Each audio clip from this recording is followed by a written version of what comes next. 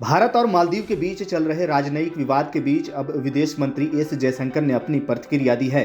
आपको बता दें कि उन्होंने मालदीव के राष्ट्रपति मोइजू की बयानबाजी पर दो टूक जवाब दिया है और कहा है कि राजनीति तो राजनीति होती है। दरअसल महाराष्ट्र के नागपुर में एक कार्यक्रम को संबोधित करते हुए जयशंकर ने कहा कि राजनीति तो राजनीति होती है और इसकी कोई गारंटी नहीं है कि हर देश भारत को सपोर्ट करेगा। उन्होंने कहा कि पिछले 10 सालों में भारत ने अपार सफलता हासिल की है और दुनिया भर में अपने संबंधों को मजबूत किया है, लेकिन यह सुनिश्चित करना जरूरी है कि बदलती राजनीति के साथ विदेशी देशों के लोगों के मन भारत को लेकर के सद्भावना हो और वे हमारे साथ अच्छे संबंधों का महत्व समझ सकें। आपको बता दें कि जयशंकर से मालदीव के साथ भारत के राजनयिक विवाद को लेकर के पूछा गया था कि आखिर भारत यह कैसे सुनिश्चित करेगा कि विदेशी सरकारों के रुख में बदलाव के बिना भारत के हित हमेशा सर्वोपरि रहें। आपको बता दें कि चीन की 5 दिवसीय यात्रा से स्वदेश लौटे मोइजू लगातार अप्रत्यक्ष रूप से भारत पर निशाना साध रहे हैं।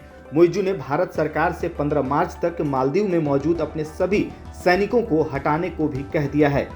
मोइजू मालदीव लौटते ही दो टूक कह दिया था कि हमें बुली करने का लाइसेंस किसी के पास नहीं है। उन्होंने कहा था कि हम भले ही छोटा देश हो सकते हैं, लेकिन इससे किसी को भी हमें बुली करने का लाइसेंस नहीं मिलता है। हालांकि आपको बता दें कि मोइजू ने प्रत्यक्ष तौर पर किसी का नाम लेकर यह बयान नहीं दिया था, लेकिन माना जा रहा है कि उनका निशाना भारत की तरफ ही है।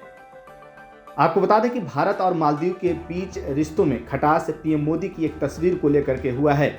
दरअसल पीएम मोदी के लक्षद्वीप दौरे के बाद मालदीव की सरकार के 3 मंत्रियों ने पीएम मोदी के इस दौरे की कुछ तस्वीरों पर आपत्तिजनक टिप्पणी की थी। इसके बाद से ही दोनों देशों के बीच राजनयिक विवाद गहराया हुआ है।